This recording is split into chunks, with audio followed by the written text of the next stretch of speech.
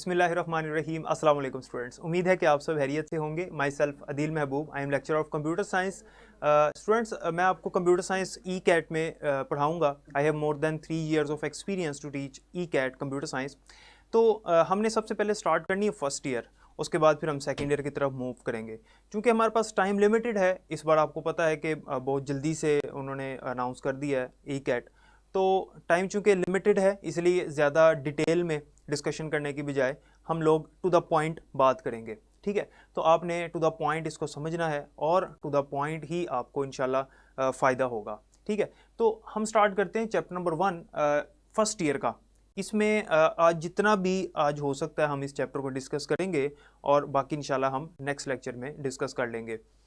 और इसके अलावा कुछ MCQs मैं आपको स्क्रीन पे दिखाऊंगा और उन MCQs के बारे में आपने मुझे आंसर देना है और वो फिर हम इंशाल्लाह इसी लेक्चर में डिस्कस भी कर लेंगे उनके आंसर्स। स्टूडेंट्स, कंप्यूटर के हवाले से अगर हम बात करें, जो हमारा सब्जेक्ट कंप्यूटर का है, इसके ई कैट का सिनेरियो जो है वो बाकी सब्जेक्ट्स की निस्बत कैसा है, मतलब इसको कंपेयर करें तो किस तरह से है, वो थोड़ा सा ज़रा समझ लें, फिर उसके बाद इसकी तरफ मूव करते हैं। जल्दी से इसको हम अपनी इस बात को वाइंड अप करते हैं। स्टूडेंट्स, जो कंप्यूटर का ई कैट होता है, अमूमन फर्स्ट ईयर की बुक में से जो क्वेश्चंस आते हैं वो बुक की जो स्टेटमेंट्स होती हैं उनमें से वो बना के देता है MCQ। मतलब उस स्टेटमेंट को आपने पढ़ना है, बुक को आपको रीड करना पड़ेगा। कंप्यूटर की जो बुक है फर्स्ट ईयर की, खास तौर पे जो सेकंड ईयर की बुक है उसमें तो मेन कॉन्सेप्ट्स हैं, क्योंकि फर्स्ट ईयर थ्योरी है, सेकंड ईयर आपको पता है उसके अंदर डेटाबेस और सी लैंग्वेज ऑब्वियसली एक इंपॉर्टेंट हमारा कोर्स है, तो उसमें से जो प्रोग्राम्स और इस तरह के कॉन्सेप्ट आते हैं। लेकिन फर्स्ट ईयर की बुक में अमूमन आपको कुछ फिगर्स या फिर वो स्टेटमेंट्स आती हैं जो बुक में मेंशन है। तो जो मैं आपको समझाऊंगा, जो MCQs आपको बताऊंगा, उसमें से चंद MCQs पास्ट पेपर्स के भी ऐड करूंगा, ताकि साथ ही साथ हमारा पैरेलल एक डेवलपमेंट पैरेलल हमारी जो एनालिसिस है ई कैट के हवाले से कि हमारी कितनी तैयारी है वो भी चलती रहे। तो चलिए स्टार्ट करते हैं। इस चैप्टर का नाम है बेसिक्स ऑफ इंफॉर्मेशन टेक्नोलॉजी, यानी कि IT जो है उसकी बेसिक्स ऑफ IT हम कह सकते हैं, basics of IT। Students, IT जो है ये क्या है, इसके ऊपर एक डिस्कशन है, एक डिटेल डिस्कशन है, बुक में जो मेंशन है और जो एंटी टेस्ट के हवाले से वो सुन लें।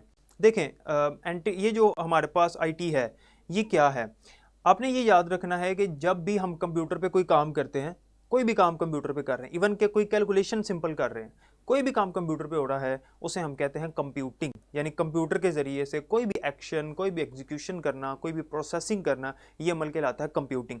तो कंप्यूटर की जो फील्ड है वो बेसिकली कंप्यूटिंग कहलाती है। अब IT क्या है, इंफॉर्मेशन टेक्नोलॉजी। स्टूडेंट्स, जैसे जैसे वक्त गुजरता गया, कंप्यूटर के अंदर इंप्रूवमेंट आती गई, वक्त के साथ साथ इसके अंदर चेंजिंग्स आती गई, लोगों की ज़रूरियात बढ़ती चले गई, तो एक नेटवर्क भी कायम हो गया, लोग एक दूसरे के साथ कनेक्ट हो गए through computer system, through electronic gadgets, और फिर एक दूसरे के साथ राब्ते में आ गए। जब एक दूसरे के साथ राब्ते में आ गए तो हमारे लिए किसी भी तरह की इंफॉर्मेशन फाइंड करना, किसी भी तरह की इंफॉर्मेशन सर्च करना through out the world, even कि हम दुनिया के किसी भी कोने पर बैठे हुए हैं, वो हमारे लिए आसान हो गया। तो इस फील्ड को फिर नाम दे दिया गया इंफॉर्मेशन टेक्नोलॉजी का, यानी इंफॉर्मेशन हमारे लिए हासिल करना आसान हो गया है with the help of technology. Technology से मुराद कंप्यूटर टेक्नोलॉजी, यानी कंप्यूटर की टेक्नोलॉजी के ज़रिए से हम लोगों के लिए इंफॉर्मेशन गेट करना, इंफॉर्मेशन फाइंड आउट करना, इंफॉर्मेशन सर्च करना आसान हो गया। जैसे मैं यहाँ पे मौजूद हूँ, मेरी फील्ड जो है वो मेडिकल की नहीं है, लेकिन अगर मैंने कोई मेडिकल से रिलेटेड कोई भी चीज़ सर्च करनी है तो मैं गूगल पे लिखूंगा और मुझे वो मिल जाएगी। तो Google is a best source of information. तो इंफॉर्मेशन जो है मुझे फ़ौरन मिल जाएगी अगर मैं यहाँ पे मौजूद हूँ, चाहे गूगल जहाँ पे मर्जी मौजूद है। ठीक है, तो इसे कहते हैं इंफॉर्मेशन टेक्नोलॉजी। कि इंफॉर्मेशन टेक्नोलॉजी क्या है कि बहुत सारी टेक्नोलॉजी, खासतौर पे नेटवर्क, इसके साथ मिल के हमें फ़ायदा देती है कि हम दुनिया में किसी तरह की इंफॉर्मेशन गेट कर सकें। अब बुक में जो लाइंस लिखी हैं ज़रा उन पे गौर करें। ये हमारे पास पहले पेज के लास्ट पैराग्राफ में मेंशन है, information technology is a technology that merge computing with a high speed communication links.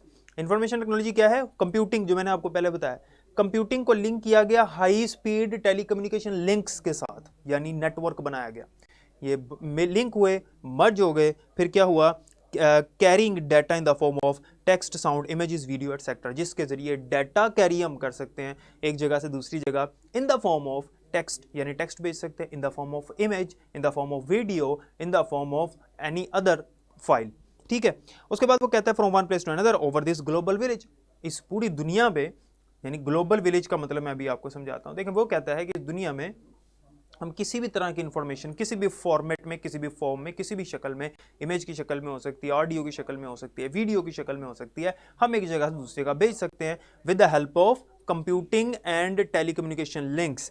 Telecommunication links और कंप्यूटिंग को मर्ज किया गया, इस वजह से फिर हमारे पास इंफॉर्मेशन टेक्नोलॉजी की फील्ड सामने आई। अच्छा, अब यहाँ पे ग्लोबल विलेज का जो वर्ड यूज हुआ है, इस टर्म को समझें।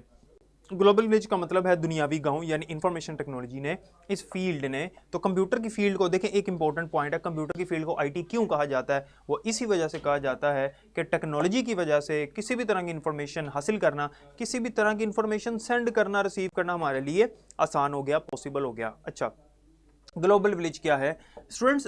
ग्लोबल विलेज से मुराद ये है कि इंफॉर्मेशन टेक्नोलॉजी ने हमारी इस दुनिया को, हमारे इस वर्ल्ड को, ग्लोब कहते हैं दुनिया को, ग्लोब, इस दुनिया को एक गांव की तरह बना दिया। गांव से मुराद ये है कि जिस तरह गांव में लोग एक दूसरे के इतना करीब होते हैं कि वहाँ पे कोई बात होती है, कोई खुशी हो या खुदा नास्ता कोई गमी हो, तो बात जो है वो जंगल में आग की तरह फैल जाती है। ठीक है, तो इसी तरह से हमारी दुनिया है, कहीं पे कोई बात होती है हमें पता लग जाती है। हम आजकल अपने सोशल मीडिया के ऊपर इतने एक्टिव हैं कि कहीं पे किसी भी तरह की बात होती है हमें पता लग जाती है। इवन कि वो लोग जिनको हम जानते भी नहीं हैं उनको हम लाइव भी देख सकते हैं।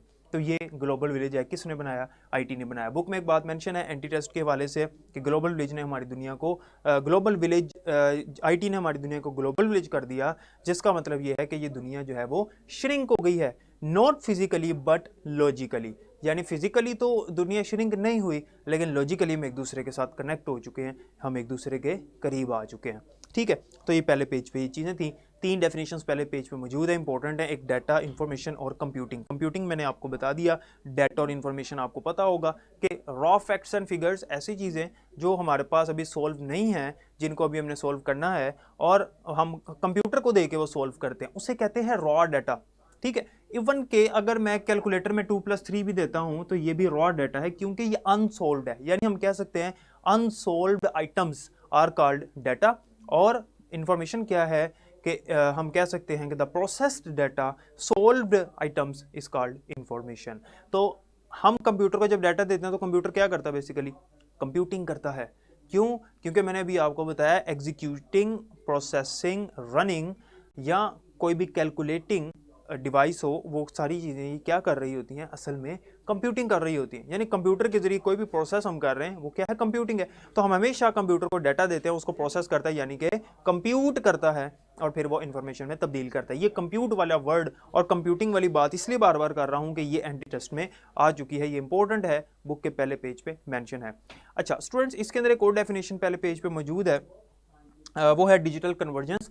डिजिटल कन्वर्जेंस क्या है? डिजिटल कन्वर्जेंस का मतलब है कि आज कंप्यूटर की वजह से, कंप्यूटर यानी आईटी की फील्ड की वजह से, जितनी भी बाकी फील्ड्स हैं कोई भी फील्ड हो, चाहे वो मेडिकल की फील्ड हो, चाहे वो एजुकेशन की फील्ड हो, चाहे वो इंडस्ट्री हो, चाहे वो बिजनेस हो, चाहे वो बैंक हो, चाहे मेडिकल हो, कोई भी फील्ड हो, वो सारी की सारी जो हैं वो कंप्यूटर की फील्ड की वजह से आज तरक्की कर रही हैं। यानी कंप्यूटिंग की फील्ड जो है, आईटी की जो फील्ड है, ये बाकी तमाम फील्ड्स के साथ कंबाइन हो गई है, जिस वजह से उनको तरक्की मिल गई है। इस चीज़ को कहते हैं डिजिटल कन्वर्जेंस। हर फील्ड जो है वो कन्वर्ट हो गई है डिजिटली। ठीक है, डिजिटली से मुराद है, जब भी वर्ड डिजिटल का आता है तो ज़हन में रखना है, इससे मुराद है कि हम कंप्यूटिंग की बात करें, कंप्यूटर की बात कर रहे हैं। ठीक है, तो ये वर्ल्ड जो है ये डिजिटल वर्ल्ड है, हमारे पास हर चीज़ डिजिटल में मौजूद है। लाइक आप अभी एग्जांपल देख लें कि आप ऑनलाइन लाइव लेक्चर सुन रहे हैं, ऐसे ही जैसे आप मेरे पास बैठे हैं, लेकिन मुझे नज़र तो नहीं आ रहा, लेकिन आपको मैं नज़र आ रहा हूँ। ठीक है, तो ये किसकी एग्जांपल है? बेसिकली डिजिटल कन्वर्जेंस की, कि एजुकेशन में कंप्यूटर ने इतना फ़ायदा दिया। आज जो हालात चल रहे हैं, आपको पता है कि ये जो कोरोना वायरस की वजह से जो भी हालात चल रहे हैं कि हम लोग एजुकेशन हासिल करना हमारे लिए मुश्किल हो गया, लेकिन कंप्यूटर ने इसको आसान कर दिया। आज हर सब्जेक्ट, आज हर फील्ड कंप्यूटर की मोहताज हो गई है। आप केमिस्ट्री की देख लें, अगर केमिस्ट्री की अगर हम बात करें, आज अगर हम बात करें मैथमेटिक्स की, तो वो भी कंप्यूटर की मोहताज है। ठीक है, तो ये बेसिकली डिजिटल कन्वर्जेंस में आता है। ठीक है, उसके बाद नेक्स्ट हमारे पास ने बुक में जो टॉपिक मेंशन किया है वो मॉडर्न सिनेरियो है। स्टूडेंट्स, मॉडर्न सिनेरियो के कुछ पॉइंट्स बुक में जो मेंशन है वो आपने याद रखने हैं। मॉडर्न सिनेरियो का मतलब है जदीद दौर में कंप्यूटर कहाँ कहाँ और कैसे कैसे इस्तेमाल हो रहा है। तो मेन कंप्यूटर के जो फ़ायदे हैं जो हमें नज़र आ रहे हैं वो कौन कौन से हैं? सबसे पहले आर्टिफिशियल इंटेलिजेंस। सबसे ज़्यादा कंप्यूटर आर्टिफिशियल इंटेलिजेंस यानी मसनूई जहानत के तौर पर इस्तेमाल हो रहा है। आर्टिफिशियल इंटेलिजेंस से मुराद रोबोटिक्स की फील्ड है, याद रखनी है, जिसमें रोबोट्स यूज़ हो रहे हैं, रोबोट्स बन रहे हैं। ठीक है। उसके बाद नेक्स्ट है जी वेब बेस्ड एप्लीकेशन, वो एप्लीकेशंस वो ऐप्स जो कि इंटरनेट से चलती हैं, वेब बेस्ड हैं, ठीक है, वो भी आजकल बहुत ज़्यादा इस्तेमाल हो रही हैं। आप गेम्स खेलते हैं, आपको पता है कि जो भी गेम्स आज मशहूर हैं वो सारी की सारी ऑनलाइन चलती हैं, हम एक दूसरे के साथ कनेक्ट होकर खेलते हैं। तो ये भी क्या है, वेब बेस्ड एप्लीकेशन है। ई कॉमर्स, एम कॉमर्स, यानी ऑनलाइन हम चीज़ें बेचते हैं, इसे ई कॉमर्स कहते हैं, यानी इलेक्ट्रॉनिक कॉमर्स, और M commerce stand for mobile commerce. उसके बाद हमारे पास कंप्यूटर एनिमेशन है।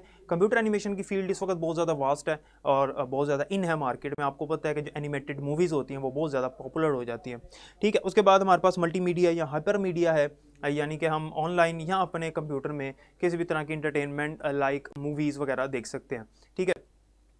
उसके बाद नेक्स्ट है जी distributed computing. Students, distributed computing से मुराद यही है कि हमने एक नेटवर्क बनाया हुआ है और नेटवर्क बना के हम एक दूसरे के साथ इंफॉर्मेशन शेयर कर रहे हैं और दूसरे कंप्यूटर को भी यूज़ कर सकते हैं अपने कंप्यूटर पे बैठे हुए। तो ये वो सिनेरियो था जदीद दौर में जो जहाँ जहाँ पे कंप्यूटर ज़्यादातर इस्तेमाल हो रहा है। अच्छा, इन पॉइंट्स को याद रखना ई कैट के हवाले से, ये पॉइंट्स जिनमें वो आपसे पूछ सकता है कि मॉडर्न सिनेरियो में कौन कौन से ऐसे वो शोबे हैं जहाँ पे कंप्यूटर सबसे ज़्यादा इस्तेमाल हो रहा है। ये सारे कंप्यूटर के शोबे, लेकिन सबसे ज़्यादा जहाँ इस्तेमाल हो रहा है कंप्यूटर, उसके बारे में पूछ सकता है। नीचे 4 ऑप्शन उसने आपको दिए होंगे, ठीक है। तो ये चीज़ आपने मद्देनज़र रखनी है।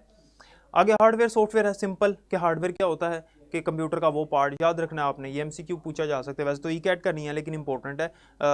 वैसे बोर्ड के वाले से हम था, आसान सा है, क्या पता ई कैट में भी आ जाए। बहरहाल कंप्यूटर के कितने कंपोनेंट्स होते हैं, 2 कंपोनेंट्स होते हैं, हार्डवेयर और सॉफ्टवेयर। तो कंप्यूटर के वो पार्ट्स जिन्हें हम टच कर सकते हैं वो हार्डवेयर हैं, जबकि कंप्यूटर के वो पार्ट्स जिन्हें हम टच नहीं कर सकते वो सॉफ्टवेयर कहलाते हैं। अब हार्डवेयर में कौन कौन सी चीज़ें आती हैं, देखें। हार्डवेयर में हमारे पास इनपुट डिवाइसेस आ जाती हैं, यानी वो तमाम डिवाइसेस जिनके ज़रिए कंप्यूटर में डाटा एंटर किया जाता है, वो इनपुट डिवाइसेस हैं। अच्छा, मैं जो बात बोल रहा हूँ ये आगे एमसीक्यू में इनमें से ही एमसीक्यू आने हैं, इन्हीं में से ई कैट में भी एमसीक्यू आने हैं, ठीक है। तो आपने अल्फाज पे गौर करना है, जो चीज़ें मैं आपको समझा रहा हूँ साथ साथ। तो इनपुट डिवाइसेस भी हमारे पास हार्डवेयर में आती हैं, ठीक है। उसके बाद आउटपुट डिवाइसेस भी हमारे पास हार्डवेयर में आती है। अब आउटपुट डिवाइसेस क्या हैं, जिनके ज़रिए से हम डाटा रिसीव करते हैं कंप्यूटर से, लाइक मॉनिटर है, प्रिंटर है, जिससे हमें कुछ मिलता है। इनपुट डिवाइसेस के ज़रिए से कंप्यूटर में एंट्री करते हैं हम, आउटपुट डिवाइसेस के ज़रिए से कंप्यूटर से हम कुछ गेट करते हैं। उसके बाद हमारे पास स्टोरेज डिवाइसेस आ जाती हैं और तमाम डिवाइसेस जिनमें हम डाटा सेव करते हैं, लाइक हार्ड डिस्क है, यूएसबी वगैरह, ये सारी चीज़ें आती हैं, ठीक है। और कुछ आईओ डिवाइसेस हैं जो इनपुट भी हैं और आउटपुट भी हैं। अब आईओ डिवाइसेस में हमारे पास टच स्क्रीन आती है। टच स्क्रीन से मुराद है कि हम कंप्यूटर में डाटा एंटर कर रहे हैं, टच स्क्रीन के ज़रिए से टच करके वो इनपुट भी हो गई और उससे हमें आउटपुट भी मिल रही है। तो वो चूँकि स्क्रीन है ना, तो आउटपुट मिल रही है, तो वो टच स्क्रीन आईओ डिवाइस है। अच्छा, ये वो हार्डवेयर के अंदर ही सारी चीज़ें आती हैं। इसके अलावा सीपीयू आता है हमारा। सीपीयू कंप्यूटर का जो प्रोसेसर होता है उसे भी हम हाथ लगा सकते हैं, तो वो भी एक हार्डवेयर का पार्ट है, ठीक है। तो ये जो हमारे पास 5 कैटेगरीज़ हैं ये बेसिकली हार्डवेयर में शामिल हैं। स्टूडेंट्स, अब मैं आपको एक इंपॉर्टेंट चीज़ बताने लगा, बुक में मेंशन नहीं है लेकिन एक इंपॉर्टेंट चीज़ है ई कैट के हवाले से। इनपुट डिवाइसेस की अगर हम बात कर रहे हैं तो इसका मतलब कि कंप्यूटर में डाटा एंटर हो रहा है। तो जब भी कंप्यूटर में इनपुट होती है, इनपुट, तो इनपुट 2 तरह की होती हैं। नंबर 1 डायरेक्ट इनपुट और number 2 indirect input. Students, direct input और इनडायरेक्ट इनपुट में क्या फ़र्क है, ध्यान से समझिएगा। ऐसी इनपुट जो कंप्यूटर में एंटर की जाती है विदाउट इंटरमीडिएट हैंडलिंग, उसे डायरेक्ट इनपुट कहते हैं। विदाउट इंटरमीडिएट हैंडलिंग का मतलब है कि बगैर एक एक चीज़ एंटर किए, बगैर एक एक वर्ड एंटर किए कंप्यूटर में हम डायरेक्टली कंप्यूटर में इनपुट कर देते हैं, वो डायरेक्ट इनपुट है। और ऐसे इनपुट जो आफ्टर इंटरमीडिएट हैंडलिंग एंटर होती है, मतलब इंटरमीडिएट हैंडलिंग करेंगे, एक एक चीज़ एंटर करेंगे तो फिर एंटर होगी, उसे इनडायरेक्ट इनपुट कहते हैं। जैसे कि डायरेक्ट इनपुट में हमारे पास बार कोड रीडर आता है। आप लोग मुख्तलिफ रिटेलिंग शॉप्स पे या यूटिलिटी स्टोर्स पे देखते हैं कि प्रोडक्ट का बार कोड जो है वो हम जब बार को रीडर के आगे करते हैं वो खुद ही उसको रीड करके इन्फॉर्मेशन कैप्चर कर लेता है, खुद रीड करता है, डायरेक्ट इनपुट है, ठीक है। लेकिन जो इनडायरेक्ट इनपुट है इसमें हमारे पास जैसे कीबोर्ड है, कीबोर्ड से एक एक वर्ड हमें खुद से टाइप करना पड़ेगा, तो ये इनडायरेक्ट इनपुट की एग्जांपल है। डायरेक्ट इनपुट के लिए जो डिवाइसेस इस्तेमाल होती हैं उनको हम सोर्स डाटा एंट्री डिवाइसेस कहते हैं, या फिर हम उनको डायरेक्ट इनपुट डिवाइसेस भी कह सकते हैं। इनपुट जो इनडायरेक्ट इनपुट है उसके लिए जो डिवाइसेस इस्तेमाल होती हैं उनको हम इनडायरेक्ट इनपुट डिवाइस सिंपल कहते हैं। अच्छा, अब हमारे पास ये जो डिवाइसेस हैं ये तो मैंने आपको सरसरी से डिस्कस कर ली, इनकी टाइप्स वगैरह भी लिखने के दौरान ही साथ ही मैंने आपको बता दी। अच्छा, अब यहाँ पे नेक्स्ट सॉफ्टवेयर, उसकी क्लासिफिकेशन है, इंपॉर्टेंट है। सॉफ्टवेयर और उसकी टाइप्स, हार्डवेयर की कैटेगरीज हमने पढ़ ली, इनपुट की टाइप्स हमने पढ़ ली। अब क्या है हमारे पास, अब हमारे पास सॉफ्टवेयर है और उसकी टाइप्स हैं। स्टूडेंट्स, सॉफ्टवेयर जो है ये एक तो सिंपल, इसकी डेफिनेशन अभी हमने ये देखी थी कि कंप्यूटर का वो पार्ट जिसे हम टच नहीं कर सकते, सॉफ्टवेयर वो पार्ट जिसे हम टच कर सकते हैं। हार्डवेयर ये तो सिंपल छोटे बच्चों वाली डेफिनेशन है, लेकिन इसकी जो मेन डेफिनेशन है वो यही है कि पहली बात तो आपने याद रखनी है, सॉफ्टवेयर को हम प्रोग्राम भी कहते हैं। Software is also called programme. और ये प्रोग्राम जो है इसकी डेफिनेशन क्या है, ये प्रोग्राम की डेफिनेशन ये है कि set of instructions given to the computer to solve a particular task. यानी जब हम इंस्ट्रक्शंस का सेट कंप्यूटर को देते हैं कोई भी काम करने के लिए, ताकि कंप्यूटर काम करे, कंप्यूटिंग करे, तो उसे हम कहते हैं सॉफ्टवेयर। इसका मतलब ये हुआ कि हम कोई भी एप्लीकेशन, कोई भी सॉफ्टवेयर चला रहे हैं, उसके अंदर है क्या, इंस्ट्रक्शंस हैं। किसके लिए? कंप्यूटर के लिए। क्या इंस्ट्रक्शंस हैं कि काम करना क्या है, काम करना कैसे है, ये इंस्ट्रक्शंस उसके अंदर होती हैं। फॉर एग्जांपल, अगर मेरे फ़ोन में फ़ोटो एडिटर नहीं है और वो फ़ोटो एडिटिंग नहीं कर रहा, इसका मतलब है कंप्यूटर के पास इंस्ट्रक्शंस नहीं है। और जब मैं फ़ोटो एडिटर डाउनलोड कर लूँगा और उसके बाद कंप्यूटर के अंदर इंस्टॉल कर लूँगा या मोबाइल में इंस्टॉल कर लूँगा, उसके पास इंस्ट्रक्शंस आ गई कि काम कैसे करना है, अब कंप्यूटर करेगा काम। तो सॉफ्टवेयर जो है बेसिकली क्या होता है, basically software is a set of instructions और software is also called program. अब सॉफ्टवेयर की हमारे पास दो तरह की टाइप्स हैं, मतलब दो इसकी इकसाम है। एक हमारे पास एप्लीकेशन सॉफ्टवेयर होता है और दूसरा सिस्टम सॉफ्टवेयर होता है। स्टूडेंट्स, एप्लीकेशन सॉफ्टवेयर ऐसा सॉफ्टवेयर होता है जिसके ज़रिए से हम एक स्पेसिफिक टास्क परफॉर्म करते हैं। जैसे कि हमारे पास फ़ोटो एडिटर है। इसमें एक इम्पोर्टेंट कॉन्सेप्ट आपको बताने लगा हूँ जिससे आप लोग डिस्टिंग्विश कर सकेंगे between application software and system software. Students, application software जो है ये हमारे किसी हार्डवेयर के पार्ट को डील नहीं करता। एक बात आपने ज़हन में रखनी है कि जितने भी हार्डवेयर के पार्ट हमारे कंप्यूटर में होते हैं वो सारे के सारे सॉफ्टवेयर की मदद से ही चल रहे होते हैं, सॉफ्टवेयर की मदद के बगैर नहीं चलते। तो वो सॉफ्टवेयर जो हार्डवेयर के पार्ट को चलाते हैं, उनको कंट्रोल करवाते हैं, जिनके ज़रिए हम हार्डवेयर के पार्ट्स को कंट्रोल कर रहे हैं, मैनेज कर रहे हैं, उन सॉफ्टवेयर्स को सिस्टम सॉफ्टवेयर कहते हैं। जबकि वो पार्ट्स जो कि बल्कि वो सॉफ्टवेयर जिनके ज़रिए से हम कोई स्पेसिफिक टास्क परफॉर्म करते हैं, उन्हें हम एप्लीकेशन सॉफ्टवेयर बोलते हैं। तो एप्लीकेशन सॉफ्टवेयर जो है ये इसका हार्डवेयर के पार्ट से कोई ताल्लुक नहीं होता। एप्लीकेशन सॉफ्टवेयर में एक हमारे पास पैकेज सॉफ्टवेयर आता है, इसकी भी आगे से दो टाइप्स हैं। एक हमारे पास पैकेज सॉफ्टवेयर आता है और एक हमारे पास कस्टम बिल्ड सॉफ्टवेयर आता है। स्टूडेंट्स, पैकेज सॉफ्टवेयर ऐसा सॉफ्टवेयर है जो मार्केट में पब्लिक के लिए बनाया गया, लोगों की आम ज़रूरियात, कॉमन नीड्स को देखते हुए बनाया गया। जैसे हमें प्ले स्टोर से मिल जाते हैं, सिंपल हम डाउनलोड कर लेते हैं। जबकि कस्टम बिल्ट वो सॉफ्टवेयर जो एक स्पेसिफिक कस्टमर, एक स्पेसिफिक यूज़र की रिक्वायरमेंट्स को देखते हुए उसके लिए बनाया गया। ठीक है, जैसे मुझे एक सॉफ्टवेयर चाहिए जो मार्केट में अवेलेबल नहीं है मेरी रिक्वायरमेंट के मुताबिक, तो मैं कंपनी से रब्ता करूँगा और अपनी मर्ज़ी का सॉफ्टवेयर बनवाऊँगा, तो उसे हम क्या कहेंगे कि वो कस्टम बिल्ड सॉफ्टवेयर, क्योंकि मेरी डिज़ायर के मुताबिक, मेरी जो ज़रूरत थी उसके मुताबिक बनाया गया। तो पैकेज सॉफ्टवेयर को हम कहते हैं ऑफ द शेल्फ प्रोग्राम्स। ये इंपॉर्टेंट एमसीक्यू है। ऑफ द शेल्फ प्रोग्राम से मुराद ये है कि जैसे कोई बुक शेल्फ पे पड़ी है, मुझे ज़रूरत है, मैंने लाइब्रेरी से जाके वो ले ली, ठीक है, कोई चीज़ शेल्फ पे मौजूद हो, हम उसे वहाँ से पिक कर लेते हैं। तो इसी तरह से पैकेज सॉफ्टवेयर हैं, मार्केट में अवेलेबल हैं, ऑनलाइन मौजूद हैं, हम लोग उनको डाउनलोड कर लेते हैं, मार्केट से सीडी परचेज़ कर लेते हैं। ठीक है, इसकी एग्जांपल, एप्लीकेशन सॉफ्टवेयर की एग्जांपल हमारे पास फोटो एडिटर है, एमएस वर्ड है, टेक्स्ट एडिटर्स हैं, एमएस एक्सेल है। ये सिंपल सॉफ्टवेयर जिनका हार्डवेयर के पार्ट से ताल्लुक नहीं है। लेकिन सिस्टम सॉफ्टवेयर की एग्जांपल हमारे पास ऑपरेटिंग सिस्टम है, ड्राइवर्स वगैरह जो हार्डवेयर के पार्ट को कंट्रोल और मैनेज करते हैं। अच्छा, उसके बाद सॉफ्टवेयर के बाद उसने आगे इनपुट आउटपुट डिवाइसेस में सबसे पहले उसने इनपुट डिवाइसेस डिस्कस की, जिसमें सबसे पहले इनपुट डिवाइस कीबोर्ड है। स्टूडेंट्स, कीबोर्ड में 4 पॉइंट्स याद रखने हैं। कीबोर्ड एक प्राइमरी इनपुट डिवाइस है, यानी कि हम इसे स्टैंडर्ड इनपुट डिवाइस भी कह सकते हैं। यानी ऐसी इनपुट डिवाइस जो सबसे ज़्यादा इस्तेमाल होती है, कॉमनली यूज होती है, हर कंप्यूटर के साथ होना ज़रूरी है। दूसरी बात इसमें यह है कि कीबोर्ड का जो लेआउट होता है वो क्वालिटी होता है, या इसको डिवोरैक भी कहते हैं। तीसरी बात इसमें यह है कि एक कीबोर्ड के ऊपर, एक स्टैंडर्ड सादे कीबोर्ड के ऊपर टोटल 101 कीज़ होती हैं। ठीक है, ये आपसे पूछा जा सकता है कि मल्टीमीडिया कीबोर्ड के ऊपर कितनी हो सकती हैं, तो ये नॉट स्पेसिफाई है, क्योंकि मल्टीमीडिया कीबोर्ड के ऊपर एक्स्ट्रा बटन होते हैं, वो आप जितने मर्जी लगा लें, इंटरनेट का बटन लगा लें, माई कंप्यूटर का लगा लें, वॉल्यूम बटन लगा लें, डिफरेंट बटन। लेकिन जो सादा कीबोर्ड होता है उसके ऊपर 101 कीज़ ही मौजूद होती हैं। चौथी बात इसके अंदर ये है कि हमारा जो कीबोर्ड है ये 4 हिस्सों में डिवाइडेड होता है। वो 4 हिस्से कौन कौन से हैं? एक हमारे पास मेन कीबोर्ड होता है जिसके ऊपर तमाम अल्फ़ा न्यूमेरिक बटन्स होते हैं, अल्फ़ाबेट्स भी, नंबर्स भी, स्पेशल कैरेक्टर्स भी। दूसरा हमारे पास कर्सर कंट्रोल कीज़ होती हैं, अप डाउन लेफ्ट और राइट। तीसरा हमारे पास न्यूमेरिक कीपैड होता है जिसके अंदर कैलकुलेटर वाले बटन जो हमारे पास कीबोर्ड के सबसे राइट साइड पे मौजूद होता है वो हिस्सा। और चौथा हमारे पास फंक्शन कीज़ होती हैं जो F1 से F12 तक होती हैं। तो ये कीबोर्ड के 4 पार्ट्स होते हैं, ठीक है, ये आपने याद रखना है। तो ये 4 इसके अंदर MCQs भी थे जो मैंने आपको बताया, आपने इसको ज़हन में रखना है। और कीबोर्ड एक टेक्सचुअल डाटा एंट्री डिवाइस है। देखें इनपुट डिवाइसेस बहुत सारी हैं चूँकि इनपुट डिफरेंट तरह की कंप्यूटर में हम करते हैं, लाइक ऑडियो भी कंप्यूटर में इनपुट हो सकती है, उसके लिए माइक की ज़रूरत है।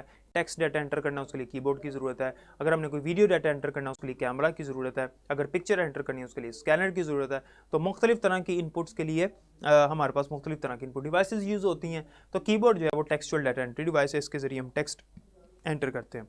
कीबोर्ड की हमारे पास जो कीज़ है उनमें एक एस्केप की है, ESC, इसका मतलब है किसी प्रोग्राम को क्लोज करना, इसके ज़रिए हम किसी प्रोग्राम को एग्जिट कर पाते हैं। उसके बाद टैब की है, नेक्स्ट टैब पोजीशन में जाने के लिए इसको यूज़ करते हैं। जैसे आप जीमेल पे अपना अकाउंट लगाते हैं, लॉगिन पासवर्ड, तो वो जो लॉगिन वाला बॉक्स है वो बेसिकली एक टैब है, पासवर्ड वाला बॉक्स है वो एक टैब है। तो एक टैब से दूसरे टैब में शिफ्ट करने के लिए अपने कर्सर को हम टैब का बटन प्रेस करते हैं। तीसरे नंबर पे हमारे पास कैप्स लॉक की है। कैप्स लॉक की एक टॉगल की है, इंपॉर्टेंट MCQ है। टॉगल की से मुराद है एक ऐसी की जिसके ज़रिए से हम जिसको हम प्रेस करते हैं तो वो एक्टिव हो जाती है, जब तक हम इसे दोबारा प्रेस नहीं करते ये डीएक्टिव नहीं होती, ये एक्टिव रहती है और इसका काम जारी रहता है। अब इसका क्या काम है कि जब भी कैप्स लॉक ऑन होता है तो जितने भी अल्फ़ाबेट्स हैं हम जब टाइप करेंगे तो कैपिटल लेटर्स में लिखे जाएंगे जितने भी अल्फ़ाबेट्स हैं। तो ये अफेक्ट होती है सिर्फ और सिर्फ अल्फ़ाबेटिक कीज़ के ऊपर। ये एक इंपॉर्टेंट MCQ इसमें शामिल है, ये आपने याद रखना है। कि दोबारा बता रहा हूँ कि कैप्स लॉक जो है सिर्फ और सिर्फ अफेक्ट होती है अल्फ़ाबेटिक कीज़ के ऊपर, अल्फ़ाबेट्स के ऊपर, नंबर्स वगैरह पे अफेक्ट नहीं होती। ऑन हो या ऑफ हो बाकी बटन्स को कोई फ़र्क नहीं पड़ता। कैप्स लॉक की के बाद नेक्स्ट हमारे पास शिफ्ट की है। शिफ्ट की जो है इसको अगर हम प्रेस करके रखें, ये टॉगल की नहीं है, इसको प्रेस करके रखना पड़ता है।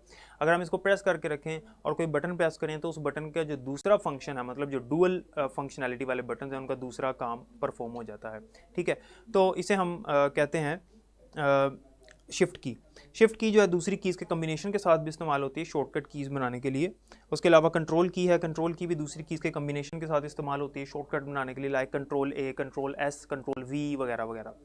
उसके बाद हमारे पास ऑल्ट की है, ऑल्ट भी कम्बिनेशन के साथ इस्तेमाल होती है। फिर बैक स्पेस की है, बैक स्पेस की के ज़रिए से जब हम टाइपिंग कर रहे होते हैं टेक्स्ट एडिटर्स के अंदर, जैसे मोबाइल फ़ोन में हम करते हैं, टाइपिंग कर रहे हैं और एक करैक्टर गलत लिखा गया, मैंने उसे डिलीट करना है, तो मोबाइल में भी बैक स्पेस का बटन होता है जो लेफ़्ट की तरफ इस तरह से एरो बना होता है।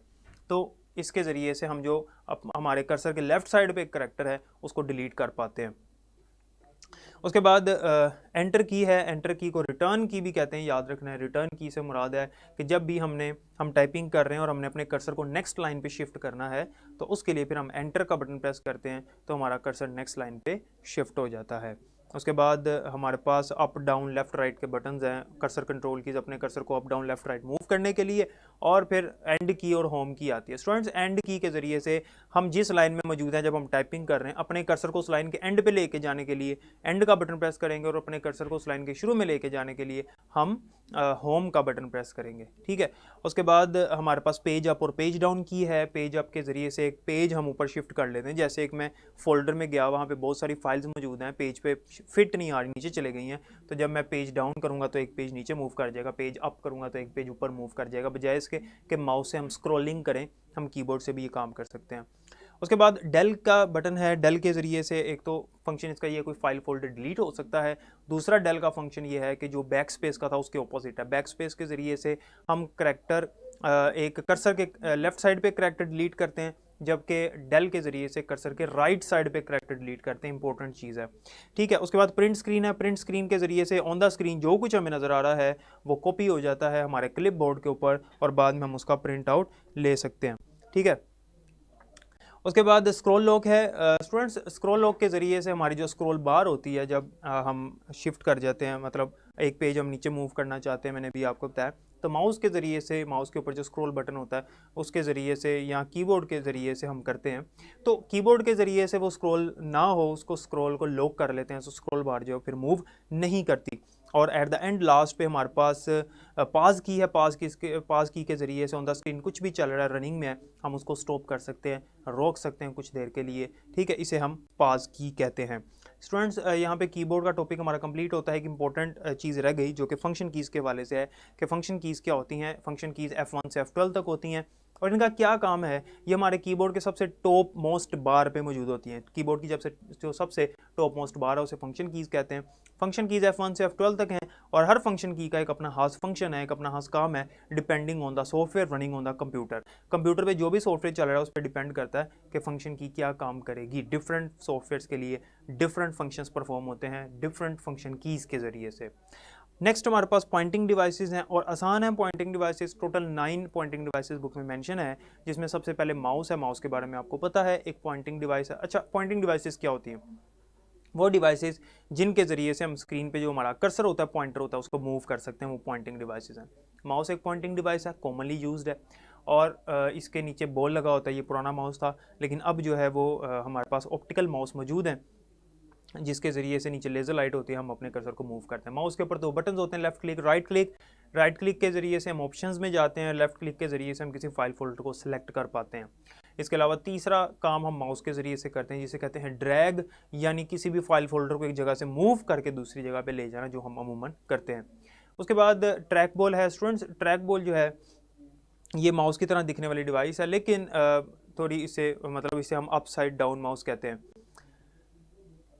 सर फंक्शन कीज़ का यूज़ 1 बाय 1 आप बता दें प्लीज़। बेटे फंक्शन कीज़ जो है मैंने आपको बताया कि F1 से लेकर F12 तक होती हैं। फंक्शन कीज़ जो हैं ये डिपेंड करता है इनका फंक्शन कि कौन सा सॉफ्टवेयर सामने स्क्रीन पे चल रहा है। जैसे अगर मैं MS वर्ड में मौजूद हूँ, वहाँ पे अगर मैं F8 का बटन प्रेस करूँगा, F7 का बटन प्रेस करूँगा तो कोई और काम होगा। फॉर एग्जाम्पल अगर मैं F7 का बटन प्रेस करता हूँ तो स्पेलिंग एंड ग्रामर की ऑप्शन ओपन हो जाएगी, लेकिन अगर मैं विंडो में मौजूद हूँ तो इसका कोई और फंक्शन होगा। तो आपसे ये नहीं पूछा जाएगा किस की का क्या फंक्शन है, क्योंकि डिफरेंट सॉफ्टवेयर्स के लिए इन कीज़ का डिफरेंट फंक्शन होता है। जो सॉफ्टवेयर सामने चल रहा है उस पर डिपेंड करता है कि कौन सी फंक्शन की क्या काम करेगी। ठीक है, F1 से F12 तक इसकी रेंज है, ठीक है, और अमूमन जो इसके फंक्शन है वो डिपेंड करते हैं कौन सा सॉफ्टवेयर सामने चल रहा है। तो इसके बारे में ये चीज़ आपने याद रखनी है कि हर फंक्शन की का डिफरेंट फंक्शन है depending on the software running on the computer system. ठीक है, वैसे अगर आप इसके फंक्शन देखना चाहते हैं कि विंडो में इसके क्या फंक्शन है, MS वर्ड में इसके क्या ऑप्शन है, इसके क्या फंक्शंस हैं, इस तरह से MS एक्सेल में इसके क्या फंक्शंस हैं, वो डिफरेंट आपको डिफरेंट मिलेंगे, जैसे मैंने अभी F7 की आपको इस एग्जांपल दी है।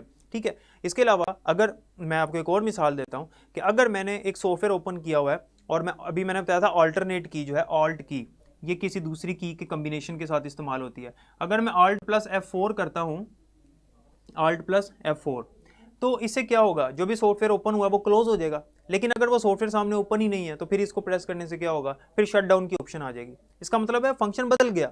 तो हर फंक्शन की का एक डिफरेंट फंक्शन है। इसके ऊपर एक पूरी लिस्ट आपको मिलेगी कि विंडो में ये क्या काम कर रही है, ठीक है, और MS वर्ड में ये क्या काम कर रही है की। तो अगर आपको वो चाहिए तो आप गूगल करें, आपको डिफरेंट सॉफ्टवेयर के लिए डिफरेंट फंक्शंस मिल जाएंगे। लेकिन हमारे कोर्स के मुताबिक इसमें ये जानना ज़रूरी नहीं है, क्योंकि हर सॉफ्टवेयर के लिए अलग फंक्शनैलिटी है इसकी। ठीक है, उम्मीद है कि क्लियर हो गया होगा। अच्छा, हम बात कर रहे थे ट्रैक बॉल की। यहाँ पे इंपॉर्टेंट बात समझनी आपने देखें, माउस एक मूवेबल डिवाइस है और माउस को यूज़ करने के लिए, मतलब स्क्रीन पे पॉइंटर को मूव करना है तो माउस को आपको मूव करना पड़ता है। ऑब्वियसली अपने हाथ को आप मूव करेंगे तो माउस भी मूव करेगा। ट्रैक बॉल जो है इसको मूव नहीं करना पड़ता, इसलिए कहते हैं track ball is a stationary device. Stationary का मतलब होता है साकिन। दो तरह के स्टेशनरी हैं, एक है स्टेशनरी जिसमें N के बाद E आता है, एक है स्टेशनरी जिसमें N के बाद A आता है। जिसमें A आता है वो उसका मतलब साकिन है, मतलब पेयर ऑफ वर्ड्स कह सकते हैं ये स्टेशनरी का। तो स्टेशनरी जो N के बाद E आता है वो बेसिकली वो जो हमारे पास स्टेशनरी शॉप्स होती हैं यहाँ पे वो मुराद है। तो स्टेशनरी जो है, ये ट्रैक बॉल जो है स्टेशनरी डिवाइस है और इसका मतलब ये है कि अगर हमने अपने कर्सर को मूव करना है तो उसके लिए हमें इस ट्रैक बॉल को मूव करने की ज़रूरत नहीं पड़ती। ट्रैक बॉल अपनी जगह पे स्टिल स्टेशनरी रहता है, साकिन रहता है। इसके ऊपर बॉल लगा होता है, माउस के नीचे होता है, इसके ऊपर बॉल लगा होता है, इसलिए इसको कहते हैं अपसाइड डाउन माउस, यानी उल्टा माउस कहते हैं। तो उस बॉल को हम अपने हाथ से या अपने थंब से या फिंगर से, अपने पाम से, हथेली से मूव करते हैं। इसके ऊपर भी इसी तरह बटन्स होते हैं, लेफ्ट क्लिक और राइट क्लिक, वही हम काम कर सकते हैं। बस इसमें स्टेशनरी वाली बात याद रखनी है। और ये सबसे करीब तरीन डिवाइस है माउस के, जो हम काम माउस से लेते हैं तकरीबन वही काम इससे हो जाता है। ठीक है। उसके बाद नेक्स्ट हमारे पास पॉइंटिंग स्टिक है। स्टूडेंट्स पॉइंटिंग स्टिक शायद आपने कम देखी हो, जब पहले टच पैड नहीं थे, जो लैपटॉप पे टच पैड होते हैं, तो लैपटॉप के जो कीपैड बने होते हैं उनके अंदर ये 3 ऐसी कीज़ हैं। एंटी टेस्ट का इंपॉर्टेंट MCQ है। 3 बटन्स होते हैं कीबोर्ड के ऊपर, जिनमें से एक हमारे पास B है, दूसरा G और तीसरा H। B, H और G, B, H और G, ये 3 ऐसे बटन्स हैं जिनके दरमियान में एक पेंसिल का जैसे इरेजर होता है ना, उस तरह का एक रबर मौजूद होता है वहाँ पे, जिसका काम यही होता है कि कर्सर को कंट्रोल करना। तो इसका मकसद असल में ये था कि जब टच पैड नहीं आया था तो इसको यूज़ करके हम लोग मूव किया करते थे। तो आज भी कुछ लैपटॉप्स में मौजूद है, क्योंकि टच पैड जल्दी ख़राब हो जाया करते हैं। तो ये हमारे पास पॉइंटिंग स्टिक है, इसे पॉइंटिंग स्टिक कहते हैं। और इसके जो 3 बटन हैं जिनके दरमियान में ये लगा होता है, पॉपअप अपीयर हुआ होता है, तो वो आपने याद रखने बटन इसके। उसके बाद जॉयस्टिक है, जैसा आपको पता है गेम्स के लिए इस्तेमाल होती है। अब क्वेश्चन ये है कि जॉयस्टिक अगर गेम्स के लिए इस्तेमाल होती है तो फिर इसको पॉइंटिंग डिवाइसेस में क्यों रखा गया? Yes, it is a question कि अगर जॉयस्टिक गेम्स के लिए इस्तेमाल हो रहा है तो फिर इसको पॉइंटिंग डिवाइसेस में क्यों रखा गया? पॉइंटिंग डिवाइसेस तो वो डिवाइसेस हैं जिनके जरिए से स्क्रीन पे पॉइंटर को, कर्सर को मूव करते हैं। तो जॉयस्टिक को हम इस वजह से पॉइंटिंग डिवाइस कहते हैं क्योंकि इसके ऊपर चूंकि एक लिवर लगा होता है, जिसे अमूमन हम लोग जब गेम खेलते हैं तो हम उसको हैंडल बोलते हैं, उसे लिवर कहते हैं, जैसे कार का जो गियर होता है। तो वो जो लिवर है उसके ज़रिए से हम लोग गेम्स खेलते हैं। तो वो जो हमारे पास लिवर मौजूद है उसके ज़रिए से हम स्क्रीन पे ड्राइंग्स वगैरह, पेंटिंग्स वगैरह कर सकते हैं। जैसे अगर आप पेंट का सॉफ्टवेयर ओपन करें तो उसमें अगर आप माउस से कुछ करना चाहें तो वो आपसे हिल जाता है, सही तरह होता नहीं है, ड्रॉ नहीं हो पाता। लेकिन अगर आप उससे लिवर के ज़रिए मूव करेंगे तो बिल्कुल स्ट्रेट डायरेक्शन में हर लाइन जो है वो ड्रॉ होगी। इसका मतलब ये है कि जॉयस्टिक जो है ये एक ऐसी डिवाइस है जिसके ज़रिए से हम डिज़ाइनिंग ड्राइंग्स भी कर सकते हैं, यानी कि कंप्यूटर के ज़रिए से ड्राइंग करना कहलाता है CAD। आपसे वो पूछ सकता है कि जॉयस्टिक के जरिए हम क्या कर सकते हैं, तो नीचे अगर ऑप्शन हो CAD का तो ये भी आंसर हो सकता है, मतलब यही आंसर है, कंप्यूटर एडेड डिज़ाइन। अगर वहाँ पे ऑप्शन ये भी है गेम्स के लिए तो फिर बोथ की ऑप्शन भी मौजूद होगी। नेक्स्ट हमारे पास टच पैड है। एक क्वेश्चन है हदीजा का, सर केस चेंज करने के लिए कौन सी कीज़ यूज़ होती हैं? बेटे अपर केस और लोअर केस को चेंज करने के लिए अभी मैंने आपको बताया, मैंने कहा था लेक्चर ध्यान से समझें क्योंकि टाइम लिमिटेड है, तो हम लोग जो मेन पॉइंट्स हैं वो डिस्कस कर रहे हैं। तो केस, अपर केस और लोअर केस, 2 कीज हैं हमारे पास। एक है कैप्स लॉक, कैप्स लॉक, और दूसरी है शिफ्ट। अब कैप्स लॉक टॉगल है, शिफ्ट टॉगल नहीं है। इन दोनों में फ़र्क मैंने आपको बताया था। कैप्स लॉक का बटन अगर हम प्रेस कर दें तो ये एक्टिव हो जाता है, ऑन हो गया। अब आप कोई भी अल्फ़ाबेट प्रेस करें वो अपर केस में लिखा जाएगा। लेकिन अगर कैप्स लॉक ऑफ है, जब कैप्स लॉक ऑन होता है ना, तो कीबोर्ड के ऊपर एक लाइट इंडिकेट करती है, लाइट जल जाती है, जिससे ये पता लगता है कैप्स लॉक ऑन है। जब तक कैप्स लॉक ऑन रहेगा तब तक हम कुछ भी टाइप करेंगे तो जो अल्फ़ाबेट्स हैं सिर्फ वो सारे के सारे कैपिटल लेटर्स में लिखे जाएंगे। अगर कैप्स लॉक ऑफ होगा तो लोअर केस लेटर में लिखे जाएंगे। ऑफ करने के लिए इसको दोबारा से प्रेस करना पड़ता है, सिंपल। शिफ्ट की के जरिए से भी हम ये काम कर सकते हैं। आप शिफ्ट का बटन प्रेस करके रखें और साथ कोई भी अल्फ़ाबेट प्रेस करें, कोई भी अल्फ़ाबेट का बटन प्रेस करें तो वो अपर केस में लिखा जाएगा। शिफ्ट का बटन प्रेस करके रखना उस दौरान, क्योंकि ये टॉगल नहीं है। और जब आप इसको छोड़ेंगे तो अब जब आप कुछ टाइप करेंगे लोअर केस लेटर में लिखा जाए, तो इससे हम केस चेंज कर लेते हैं। ठीक है, एक और शॉर्टकट की मैं आपको बताता हूँ। एक क्वेश्चन यहाँ पे ये आता है, ये एंटी टेस्ट है चूंकि, इसलिए बता रहा हूँ, बुक में मेंशन नहीं है और आपने चूंकि पूछ लिया है तो ये कोर्स के कंटेंट से थोड़ा सा हट के कह सकते हैं, लेकिन सुन लें आप, बहरहाल क्वेश्चन आया तो। अब एक क्वेश्चन ये है कि एक बंदे ने एक पैराग्राफ लिख लिया पूरा, ठीक है, एक पैराग्राफ उसने पूरा लिख लिया और वो कहता है कि ये सारा का सारा अपर केस लेटर में होना चाहिए था, उसने लोअर में लिख दिया, या लोअर में होना चाहिए, अपर में लिख दिया था। अब क्या करना चाहिए? उस पूरे पैराग्राफ को या उस वर्ड को जिसको भी आपने चेंज करना है उसको सेलेक्ट करें और शिफ्ट प्लस F3 का बटन प्रेस कर दें। Shift plus F3, shift plus F3, ये बटन आप, ये शॉर्टकट की है, या प्रेस करें तो वो जो अपर, जो आपने सेलेक्ट किया हुआ टेक्स्ट अपना, वो अपर केस में हो जाएगा। अगर लोअर में आता, लोअर में अगर लोअर में लिखा था तो अपर हो जाएगा, अपर केस में लिखा था तो लोअर केस में चेंज हो जाएगा। तो आई होप कि एवरीथिंग इज़ क्लियर नाउ। मैंने आपको वो भी बता दिया कि कैप्स लॉक को शिफ्ट के जरिए से भी हो सकता है, मैंने आपको वो केस भी बताया, मैंने आपको वो कंडीशन भी बताई कि अगर लिख लिया तो फिर उसको कैसे चेंज करें, तो उसके लिए शॉर्टकट की भी बता दिया। ठीक है, तो अगर क्लियर हो गया तो मुझे बता दें।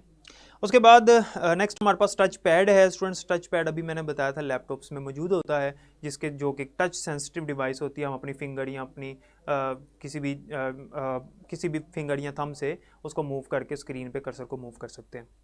उसके बाद टच स्क्रीन है, जिसके ज़रिए से, वो भी मैंने आपको शुरू में बता दी थी कि इसके ज़रिए से हम टच कर सकते हैं, और ये एक आउटपुट डिवाइस में भी आती है। लाइट पेन है स्टूडेंट्स। लाइट पेन एक पेन की तरह दिखने वाली डिवाइस है, और ये कंप्यूटर के साथ अटैच होती है थ्रू वायर, और वायरलेस भी आज लाइट पेन मौजूद हैं। इनके आगे एक छोटा सा होल होता है, और उसके अंदर से एक लेज़र लाइट निकलती है। जब हम स्क्रीन पे टच करते हैं तो स्क्रीन पे वो ऑब्जेक्ट जो है वो सिलेक्ट हो जाता है। ठीक है, तो लाइट पेन जो है ये आजकल कम इस्तेमाल होते हैं, तो बहरहाल इसके लिए आगे स्क्रीन का टच होना भी ज़रूरी है। एक इंपॉर्टेंट पॉइंट है यहाँ पे कि लाइट पेन एक लाइट सेंसिटिव डिवाइस है, जिसका मतलब ये है कि इसको जब हम स्क्रीन के पास लेके जाते हैं तो ये लाइट को सेंस कर लेता है। उसके बाद डिजिटाइजिंग या ग्राफिक टैबलेट। स्टूडेंट्स, ये जो आपने टैबलेट्स देखे हुए हैं, ये छोटे साइज़ में हमने देखे हैं, ये बड़े साइज़ में भी होते हैं, टेबल साइज़ के भी होते हैं। इनका मकसद ड्राइंग्स वगैरह डिज़ाइनिंग करना होता है। इन्हें ग्राफिक टैबलेट या डिजिटाइज़र कहते हैं। दो हमारे पास डिवाइसेस हैं जिनके ज़रिए से इनके ऊपर हम डिज़ाइनिंग या ड्राइंग्स वगैरह बना सकते हैं। मुख्तलिफ मैप्स आपने देखे होंगे, बड़े बड़े होते हैं, तो इनके ऊपर हम वो वाले काम करते हैं। तो यहाँ सोसाइटी के जो नक्शा जात होते हैं वो भी इस पर बनते हैं। तो एक डिवाइस होती है स्टाइलस और एक होता है पक। वो कहता है कि stylus is a pen like device with which the user sketches an image. Stylus के जरिए से स्केच किया जा सकता है, और पक के जरिए से हम कॉपी करते हैं। तो पक के कॉपिंग डिवाइस है, जबकि स्टाइलस एक स्केचिंग डिवाइस है। उसके बाद पेन बेस्ड सिस्टम है। पेन बेस्ड सिस्टम अभी तक पाकिस्तान में तो लॉन्च नहीं हुआ अकॉर्डिंग टू माई नॉलेज के। इसका मतलब यह है कि जैसे ये बोर्ड है आपके पास, तो इलेक्ट्रॉनिक बोर्ड होगा। टीचर जो भी इसके ऊपर लिखेगा, स्टूडेंट्स के पास टैबलेट्स होंगे, और टैबलेट्स के ऊपर खुद ब खुद नोट होता जाएगा। टीचर यहाँ पे लिख रहा है, स्टूडेंट को नोट करने की जरूरत नहीं, खुद ही वहाँ पे कॉपी होता जाएगा। बोर्ड जो है वो कनेक्टेड है स्टूडेंट्स के साथ। इसे कहते हैं हमारे पास पेन बेस्ड सिस्टम। तो इसमें क्या होता है कि अमूमन मैथमेटिक्स के जो टीचर्स हैं, वो अगर आपको समझा रहे हैं, कुछ लिख रहे हैं, मतलब क्वेश्चन सॉल्व कर रहे हैं, तो या तो आप उसको समझेंगे या नोट करेंगे। अगर नोट करेंगे तो समझ नहीं आएगी, समझेंगे तो नोट नहीं होगा, और बाद में टीचर फिर उसको रेज भी कर देते हैं। इस प्रॉब्लम को ख़त्म करने के लिए पेन बेस सिस्टम मुतारिफ़ कराया गया। दुनिया में ये टेक्नोलॉजी बड़ी पुरानी है, मौजूद है, लेकिन पाकिस्तान में इतनी कामयाब नहीं है अभी भी, और दूसरी कंट्रीज़ में भी इतनी कामयाब फ़िलहाल नहीं है। तो इसके ज़रिए से हम इस तरह से काम कर सकते हैं, और उसने यहाँ लिखा हुआ है कि आने वाले वक्त में ये मशहूर हो जाएगी और लोग इसको इस्तेमाल करेंगे। तो स्टूडेंट्स, चूँकि आज लेक्चर हमारा कोई 40 मिनट्स का था, 40 मिनट्स तकरीबन पूरे हो गए, तो मैं कुछ MCQs आज के लेक्चर से भी रिलेटेड चैप्टर 1 में जितने भी हैं वो आपको दिखाता हूँ स्क्रीन पे, उसको थोड़ा देख लें। बाकी इसमें जितना भी चैप्टर में मटेरियल इंशाल्लाह हम कल के लेक्चर में डिस्कस कर लेंगे। MCQs आपको स्क्रीन पे अगर शो हो रहे हैं तो आप उनको उनका आंसर मुझे दे सकते हैं, मैं उनको डिस्कस भी कर देता हूँ। तो अभी MCQ आपको शो हो जाते हैं स्टूडेंट्स, तो वो आप देखें, ठीक है, तो उसके ऊपर फिर हम डिस्कशन करते हैं। अच्छा, एक छोटा सा टॉपिक आगे पढ़ लेते हैं जब तक MCQ शो नहीं होते। Source data entry devices. अभी मैंने आपको बताया था कि सोर्स डाटा एंट्री डिवाइसेस क्या होती हैं, कि वो डिवाइसेस जिनके ज़रिए से कंप्यूटर में हम डायरेक्ट इनपुट करते हैं, तो वो सोर्स डाटा एंट्री डिवाइसेस होती हैं। तो ये वो वाला टॉपिक है सोर्स डाटा एंट्री डिवाइसेस वाला, जिनमें सबसे पहले बार कोड रीडर आता है, जिसके बारे में मैं आपको बता चुका हूँ। ओके, तो MCQs शो हो चुके हैं स्क्रीन पे, आप देख सकते हैं, जिनमें पहला MCQ ये है कि XVGA रेजोल्यूशन XVGA की रेजोल्यूशन कितनी होती है। स्टूडेंट्स, आज हमने ये है पढ़ा नहीं, लेकिन ये इस चैप्टर में मेंशन है। ये वीडियो कार्ड होता है XVGA, और इसकी रेजोल्यूशन होती है डिफरेंट। हमारे कंप्यूटर में जिस तरह का कार्ड लगा होता है उसके मुताबिक हमें रेजोल्यूशन मिलते हैं, तो उसके मुताबिक पिक्सल्स मिलते हैं हमें। तो जितने ज़्यादा पिक्सल्स होंगे उतनी क्वालिटी उसकी अच्छी होगी। तो इसका आप मुझे आंसर दें, और फिर हम नेक्स्ट आगे इस पे चलते हैं। कौन सा MCQ है इसमें, ठीक है। तो ये आउटपुट डिवाइसेस का टॉपिक है, और ये हम कल डिस्कस करेंगे भी। XVGA, या इसको सिंपल XGA भी कह सकते हैं, ठीक है, बुक में XGA के नाम से ही इसे XVGA भी कह सकते हैं। एक्सटेंडेड वीडियो ग्राफिक्स अरे इसकी फुल फॉर्म है। ये ग्राफिक कार्ड है हमारे कंप्यूटर का, और इसकी रेजोल्यूशन जो है वो आपने बतानी है। तो स्टूडेंट्स, इसका D ऑप्शन करेक्ट है, 1024x768 पिक्सल्स, ठीक है, 768 पिक्सल्स। D ऑप्शन में 786 लिखा है, 768 पिक्सल यहाँ पे आएगा। Next, kilobyte is exactly 1 kilobyte exactly किसके इक्वल है। ये भी आगे एक टॉपिक है हमारा मेमोरी यूनिट्स का, कि 1 किलोबाइट किसके इक्वल है। स्टूडेंट्स, ये एंटी टेस्ट से रिलेटेड MCQ है, ये वाला इंपॉर्टेंट है कि 1 किलोबाइट जो है वो किसके इक्वल होती है। तो 1 किलोबाइट ये हम इंशाल्लाह कल डिटेल इसकी देखेंगे, अप्रोक्सीमेटली इक्वल्स टू 1024 बाइट्स, यानी D ऑप्शन इसका करेक्ट है। नेक्स्ट है shadow mask is used in dash आएगा यहाँ, लेजर मेंशन है बहरहाल। ये लेज़र प्रिंटर है।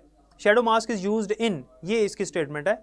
ए ऑप्शन है लेज़र प्रिंटर, बी ऑप्शन है एलसीडी, सी है सीआरटी और डी है ऑल ऑफ दीज। तो शेडो मास्क एक टेक्नोलॉजी है, ये हम सीआरटी में डिस्कस करेंगे कि ये एक टेक्नोलॉजी है जो यूज़ होती है सीआरटी मॉनिटर्स के अंदर। ठीक है कि पिक्सल पीछे से इलेक्ट्रॉन्स आते हैं और स्क्रीन पे लगने से पहले एक जाली नुमा एक चीज़ होती है जिसे हम शेडो मास्क कहते हैं, फिर वो स्क्रीन पे पिक्सल्स बनाते हैं। तो इसका सी ऑप्शन करेक्ट है, सीआरटी। और नेक्स्ट है package software also known as, yes ये भी हमने पढ़ा है कि पैकेज सॉफ्टवेयर को क्या कहते हैं, ऑफ द शेल्फ सॉफ्टवेयर कहते हैं, यानी ऑफ द शेल्फ प्रोग्राम्स कहते हैं वो सॉफ्टवेयर जो हमारे पास मौजूद है मार्केट में, सिंपली हम उनको गेट कर लेते हैं। उसके बाद है normal keyboard keys are divided into dash categories. Keyboard की कीज कितनी कैटेगरीज में डिवाइड है, अभी मैंने बच्चों आपको बताया कि 4 कैटेगरीज हैं। एक हमारे पास मेन कीबोर्ड होता है, एक हमारे पास फंक्शन कीज होती हैं, तीसरा हमारे पास कर्सर कंट्रोल कीज और चौथा न्यूमेरिक कीज। ओके जी, नेक्स्ट चलें। नेक्स्ट है जी dash key of keyboard is use to remove character from the left side of document.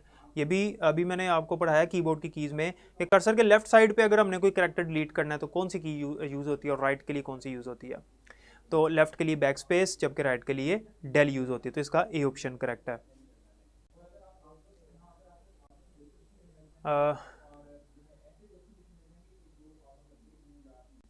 ये तो टाइप ही सही नहीं है, एमसीक्यू आई थिंक। ये एमसीक्यू मैं आपको बताता हूँ क्या है, मैं स्टेटमेंट इसकी बोल देता हूँ स्टूडेंट्स। इसकी स्टेटमेंट ये है कि how many types of pointing devices are used. Total pointing devices कितनी यूज़ होती हैं, तो अभी जितनी मैंने डिस्कस किया टोटल 9 पॉइंटिंग डिवाइसेस मैंने डिस्कस किए हैं आपसे, तो इसका डी ऑप्शन करेक्ट है। ठीक है, उसके बाद है 8वां एमसीक्यू है a dash is a video display screen that is sensitized to receive input from the simply touching और finger on it. Students entry test का एमसीक्यू है, एंट्री टेस्ट में आ चुका है, इंपॉर्टेंट है। वो कह रहा है कि वो कौन सी डिस्प्ले स्क्रीन है, कौन सी डिस्प्ले स्क्रीन। स्टेटमेंट को समझें, स्टेटमेंट जो है समझना काम है, मैंने पहले आपको बताया स्टेटमेंट के अंदर आंसर मौजूद होता है। यहाँ पे क्या बात हो रही है, डिस्प्ले स्क्रीन की बात हो रही है। पहली लाइन में मेंशन है कि डिस्प्ले स्क्रीन है जो कि सेंसिटिव है और रिसीव करती इनपुट है डिस्प्ले स्क्रीन, लेकिन इनपुट भी रिसीव कर रही है। तो मैंने आपको बताया वो डिवाइस जो इनपुट आउटपुट दोनों करती है वो क्या है, टच स्क्रीन। तो ए ऑप्शन इसका करेक्ट है। ठीक है, नेक्स्ट है dash is a pen like device with which user sketches an image. Yes अभी हमने पढ़ा किसके अंदर, डिजिटाइजर या ग्राफिक टैबलेट में, कि वो कौन सी डिवाइस है। दो हमने डिवाइसेस पढ़ी, एक स्टाइलस पढ़ा और एक हमने पक पढ़ा। हमने ये देखा कि स्टाइलस जो है वो एक स्केचिंग डिवाइस है, जबकि पक जो है उसके ज़रिए से हम क्या करते हैं, कॉपी करते हैं। ठीक है, तो उसने पूछा है कि वो कौन सी डिवाइस है जिसके ज़रिए से हम स्केच करते हैं, तो इसका आंसर स्टाइलस है, बी ऑप्शन इसका करेक्ट है। उसके बाद है dash use laser beams and reflected light to translate images of text, drawing, photos and like into digital form. ये मैंने आपको बताया था, सॉरी आगे लेक्चर में हम डिस्कस करेंगे। फर्स्ट ईयर में आपने पढ़ा होगा कि वो कौन सी डिवाइस है जिसके लेज़र बीम के ज़रिए से इमेज को रीड करके कंप्यूटर में एंटर कर देती है, तो वो हमारे पास डिवाइस है स्कैनर, डी ऑप्शन इसका करेक्ट है। ठीक है, तो ये एमसीक्यूज थे और ये इनमें से कुछ एमसीक्यूज वो हैं जो हमने कल इंशाल्लाह डिस्कस करने हैं, तो कल वो हम डिस्कस करेंगे। इसके अलावा भी कुछ एमसीक्यूज हम कल देखेंगे जो इंपॉर्टेंट है। इनमें एक दो एंटी टेस्ट के थे जो मैंने आपको साथ बताए भी, बाकी जो हैं वो आपको आने चाहिए। स्टूडेंट्स देखें, अगर आपने गौर किया हो कि जो हमने डिस्कस किया, जो हमने पढ़ा, सारे के सारे एमसीक्यू जो आज हमारे टॉपिक से रिलेटेड थे वो सारे उसी चीज़ में से थे जो हमने यहाँ पे डिस्कस किए। तो स्टेटमेंट को अगर समझ लिया जाए और जो टीचर ने पढ़ाया वो जेन में हो तो फिर हमें समझ आ जाती है। तो आज का जो आपका टास्क है, जो आपने कल से पहले पहले करना है, कल के लेक्चर से पहले पहले जितना मैंने आपको पढ़ाया बार कोड रीडर तक, इसको आपने बुक से रीड करना है, इनकी लाइन्स रीड करनी और इंपॉर्टेंट पॉइंट्स को जो मैंने बताया अंडरलाइन करना है। तो आपने इन चीज़ों को ज़हन में रखना है, इनको याद करना है। इंशाल्लाह हम अपने कल लेक्चर में मिलेंगे और उसमें इंशाल्लाह जो इसका नेक्स्ट हाफ है वो डिस्कस करेंगे। अगर कोई क्वेश्चन है तो आप पूछ लें मुझसे, आपके क्वेश्चंस मैं देख लेता हूँ। ओके, कल इसमें से जो एमसीक्यूज़ हैं जो ये वाले आज हमने डिस्कस किए, इसमें वो उन टॉपिक्स के एमसीक्यूज़ जो हमने अभी पढ़े नहीं हैं, जो हम कल पढ़ेंगे इंशाल्लाह। मैं कोशिश करूँगा कल भी ऐड हो जाएं, या अगर आपने, ताकि आपके दिन में कॉन्सेप्ट हो तो आपको समझ आएगी। वैसे आपने फर्स्ट ईयर पढ़ी हुई है और फर्स्ट ईयर पढ़ने के बाद आपको ई कैट में सिर्फ मेन पॉइंट्स बताए जाते हैं, क्योंकि ई कैट में टाइम लिमिटेड होता है, टाइम कम होता है, तो मेन चीज़ें डिस्कस करना ही ज़रूरी होती हैं। तो फर्स्ट ईयर में जो कॉन्सेप्ट था और जो सेकंड ईयर में कॉन्सेप्ट आपने लिया, उन्हीं कॉन्सेप्ट्स को लेके हम आगे चलेंगे और जो मेन पॉइंट्स हैं उन्हीं को हम डिस्कस करेंगे। तो ये जो आज का हमारा लेक्चर था, इसमें हमारे पास जो मेन एमसीक्यूज़ बनते हैं वो मज़ीद और भी मौजूद हैं। मतलब अगर मैं इस हाफ चैप्टर में से MCQs निकालना चाहूँ कोई 100 to 150 तो हम निकाले जा सकते हैं, ठीक है। MCQs बहुत सारे बनते हैं, लेकिन बजाय इसके कि हम इतने ज़्यादा क्वेश्चन बैंक इकट्ठे कर लें और उसमें से फिर कोई भी सही तरह जेहन में ना रहे, तो इसका आसान तरीका यही है कि हम लोग सिर्फ स्मार्टली काम करें और टू द पॉइंट जो इंपॉर्टेंट चीज़ें हैं उनको देखें, ठीक है। तो इसमें मुकम्मल तौर पे आपके लिए भी फ़ायदा है। तो मैं चाहूँगा कि कोई भी क्वेश्चन है आपको रिलेटेड टू कोर्स कंटेंट आप पूछ सकते हैं और रिलेटेड टू टुडेज़ लेक्चर। अगर कोई क्वेश्चन है तो ठीक है, नहीं तो फिर कल इंशाल्लाह हम मिलेंगे। सर ई कैट में MCQ इसी तरह के आसान आते हैं बेटे इसमें कुछ MCQs आसान हैं और कुछ MCQs ऐसे हैं जो टेक्निकल हैं। आपको आसान इसलिए लग रहे हैं क्योंकि आपने समझा है। अब वो स्टूडेंट जिन्होंने समझा नहीं उनके लिए मुश्किल होगा। और ई कैट में MCQs इस तरह के ही आते हैं, आसान होते हैं, मुश्किल नहीं होता, उनके लिए आसान ही होते हैं जिन्होंने पढ़ा हुआ है। और वैसे भी ये फर्स्ट ईयर है, इसमें MCQs इसके कंप्यूटर के फर्स्ट ईयर के आपको इजी ही नज़र आएंगे। सेकंड ईयर के कुछ टेक्निकल इश्यूज़ हैं, उसमें से कुछ मसाइल आ जाते हैं बच्चों को, लेकिन इंशाल्लाह जिस तरीके से मैं आपको पढ़ाऊँगा आपको आसान ही लगेगा। UET के टेस्ट में ट्रिकी क्वेश्चंस नहीं आते। हाँ जी, ट्रिकी क्वेश्चंस ही आते हैं, लेकिन अगर आपका कॉन्सेप्ट है तो आपको वो आसान ही लगेंगे, ठीक है। तो ये आसान ही होता है इंशाल्लाह। जिस तरीके से आपको पढ़ाऊँगा आपको लगेगा ही नहीं कि ये मुश्किल है, आपको बहुत ज़्यादा आसानी होगी इंशाल्लाह ताला। तो जितने भी जो बातें मैंने आपको बताई हैं वो आपने ज़हन में रखनी है। और अमूमन ये फर्स्ट ईयर का पहला चैप्टर है, चूँकि ये तो ये आसान ही है, तो ये आगे इन फ्यूचर आपको कुछ MCQs नज़र आएंगे जो जिनके ऊपर डिस्कशन काफ़ी लंबी भी हो सकती है, ठीक है।